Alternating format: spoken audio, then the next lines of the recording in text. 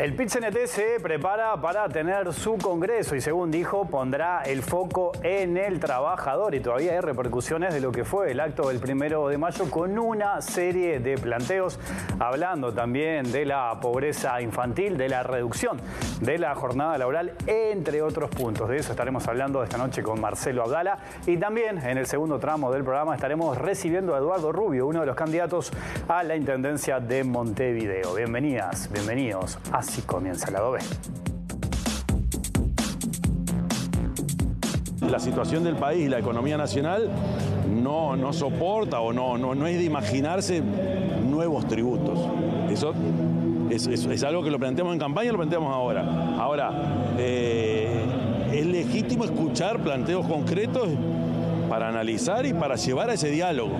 Por supuesto que nosotros tenemos un planteo que fue, o una propuesta que fue lo que hicimos en campaña electoral, y nos paramos en eso y sostenemos eso. ¿Cree usted factible la jornada de 40 horas? Está difícil. ¿Cree usted que es factible en este país? Es una lucha a nivel mundial, como lo dijeron ellos. Por supuesto, alguna vez, hace ya unos años que escuché en acto del 1 de mayo, donde se planteaba esto y se lo asociaba a productividad. Por supuesto, esto tiene que estar sobre la mesa. Si yo te digo que sí, factible o no factible, es una respuesta muy fácil, pero que no tiene mucho sustento. Hay que analizar, es lo deseable. Ahora, para eso tenemos que no lesionar la productividad o no afectar la economía en su conjunto.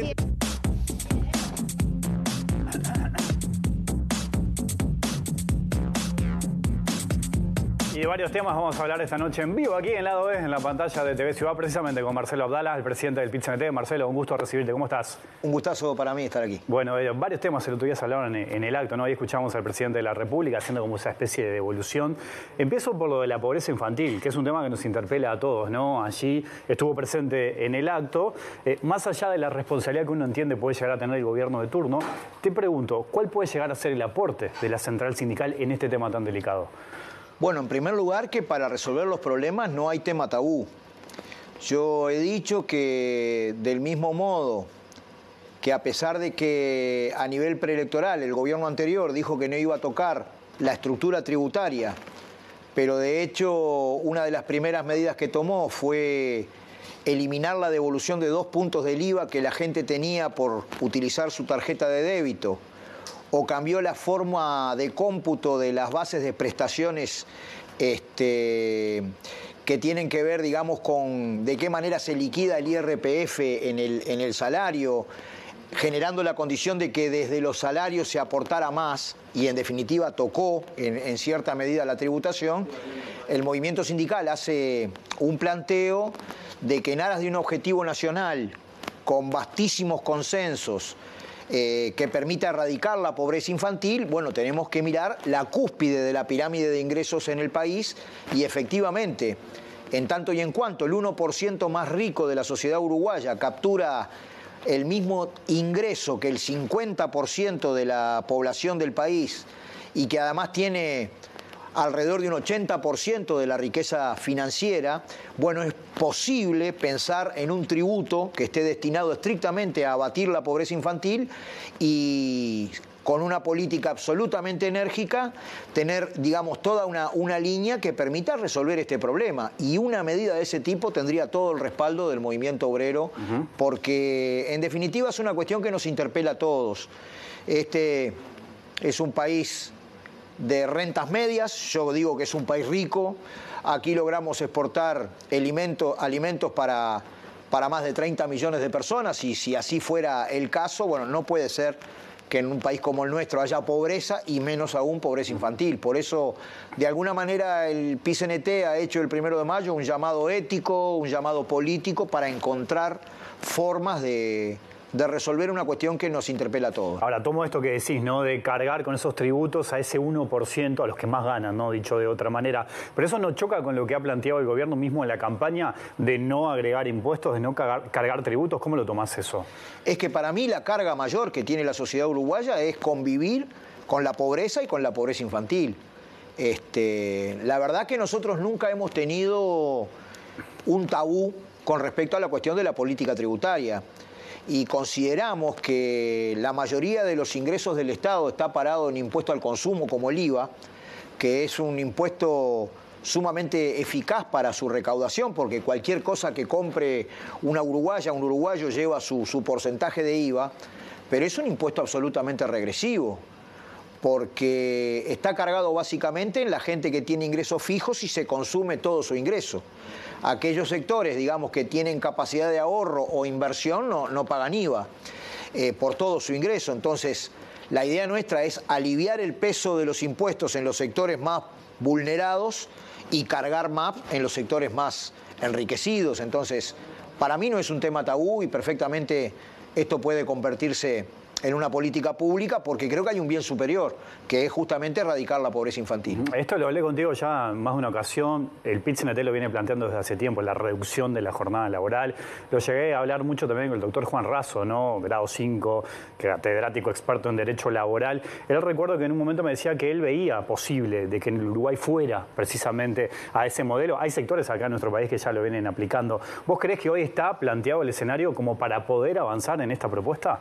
Sí, yo creo que sí. Yo tengo una visión optimista al respecto de eso, porque además el planteo que viene desarrollando el movimiento sindical no es un planteo de máxima. Está planteada una limitación en la duración del tiempo de trabajo semanal para que el máximo sean 40 horas semanales con pago de 48. Y si nosotros partimos de la base que la ley que limita la jornada de trabajo y el horario semanal es de 1915. Si nosotros analizamos cómo cambió el mundo del trabajo, la tecnología, la organización del trabajo y por tanto la productividad, vaya si hay condiciones para ir a un cambio de este tipo. Pero además, si esto fuera poco, el movimiento sindical está absolutamente dispuesto, preparado para abrir una gran discusión de cómo mejora la capacidad productiva del trabajo, cómo crece la productividad. De hecho, el planteo central nuestro, sobre el cual giran, digamos, inclusive las reivindicaciones inmediatas, que es apuntar a una estrategia nacional de desarrollo sobre la base de diversificar la matriz productiva, superando nuestra dependencia de los precios internacionales de las materias primas, tiene una consecuencia que tiene que ver con la mejora de la productividad, que viene estancada hace por lo menos 10 años. Entonces, a mí me parece que están dadas las condiciones para dos cuestiones.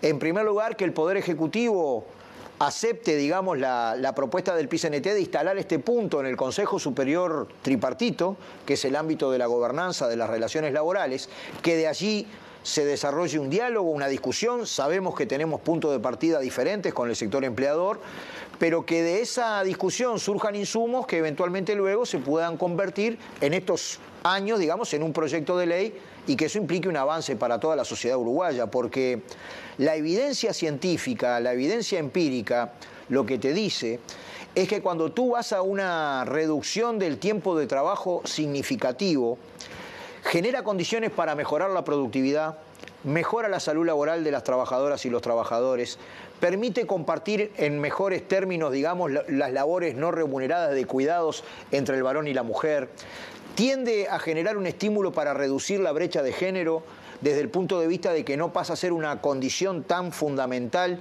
para el empleo de la mujer, la disponibilidad de horario para trabajar, mejora el clima laboral.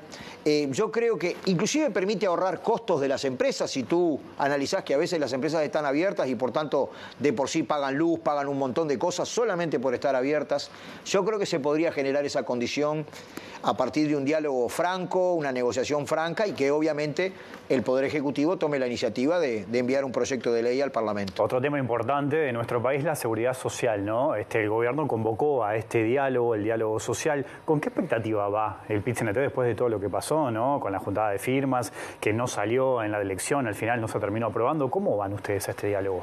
Bueno, nosotros habíamos hecho allí alguna observación desde el punto de vista de mejorar la participación de los actores sociales centrales de la seguridad social, que sin perjuicio de otras participaciones de organizaciones especializadas en todos los elementos de la protección social, porque este es un diálogo bastante más amplio, bastante más integral que solamente la cuestión jubilatoria, digamos, y nosotros pensábamos ahí de poder participar como equipo del PIT-CNT.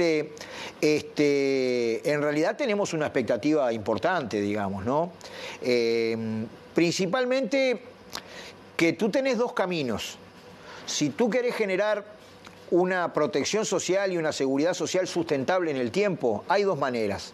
Una manera es reducir beneficios y derechos, aumentar la edad de jubilarse, reducir partidas de seguro de paro, no invertir en el Sistema Nacional de Cuidados, rebajar la tasa de reemplazo, que es básicamente las jubilaciones que la gente cobra. Es decir, hacer sustentable económicamente la seguridad social por la vía de recortar derechos. Ese es el camino que exploró la 20.130. El otro camino es barajar y dar de nuevo, justamente desde el punto de vista de la financiación a la seguridad social, y discutir de manera integral un conjunto de derechos en los cuales el movimiento sindical va a insistir en sus posiciones históricas de manera firme, pero también de manera abierta, buscando acuerdos que permitan la aplicación de cambios en la seguridad social que tenemos. Pero sos optimista que algunos de los planteos de la papeleta del PIT-CNT se puedan concretar, desde bajar la edad de la jubilación de 65 a 60, la eliminación de las AFAP, ¿no?, que ha generado también un revuelo importante, equiparar la jubilación mínima con el salario mínimo nacional. ¿Pensás que eso puede estar presente? Yo diría, poniéndome en lo que no soy, digamos, el movimiento obrero es un actor que influye, pero poniéndome en observador de la realidad, si la delegación del Poder Ejecutivo cumple con el programa de gobierno, te digo inmediatamente que sí. Porque en realidad en el programa de gobierno de la fuerza política que triunfó en la elección se establece con absoluta claridad generar las condiciones para reconquistar el derecho a jubilarse a los 60 años. Se plantea con absoluta claridad mejorar la suficiencia de las prestaciones, y en otra resolución que adoptó la fuerza política de gobierno se toma como referencia el salario mínimo nacional.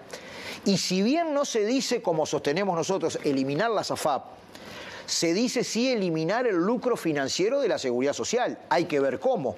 Entonces nosotros en ese sentido vamos abiertos a propender a llegar a acuerdos que permitan una síntesis positiva de la gente, ¿no?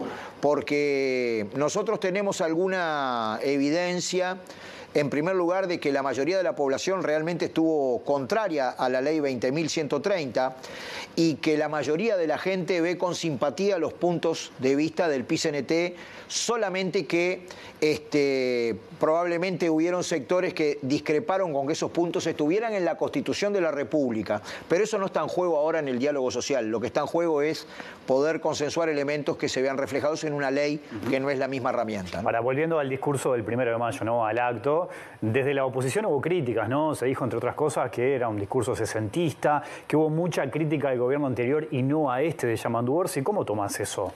Bueno, yo soy muy respetuoso de las distintas opiniones, pero en realidad no se puede, digamos, criticar al movimiento sindical por no tener una visión de futuro. Se puede discrepar con el contenido, pero el planteo central que hizo el PIT-CNT es la importancia de convocar a un diálogo social tripartito que ponga a prueba hacia una estrategia de desarrollo nacional.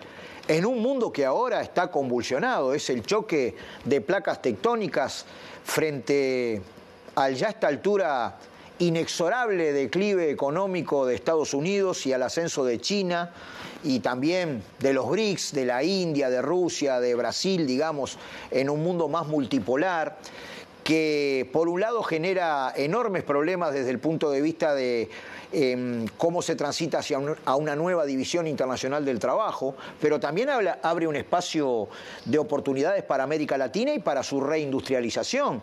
Esos son temas del siglo XXI. Entonces, respeto las distintas opiniones, pero no las comparto en este caso porque como el movimiento sindical se plantea una labor estratégica de largo plazo que tiene que ver con el desarrollo del país, lo cual tiene una contracara que es una línea de inserción internacional proclive a ese desarrollo. Y algunos elementos puntuales, como los consejos de salario, el crecimiento del salario, un plan de generación de puestos de trabajo de calidad, la reducción de la jornada, nuestra participación en los debates vinculados al presupuesto nacional y el propio diálogo, digamos, de la seguridad social, tú no podés darte objetivos sin comenzar con un balance de cómo dejó el país la última administración.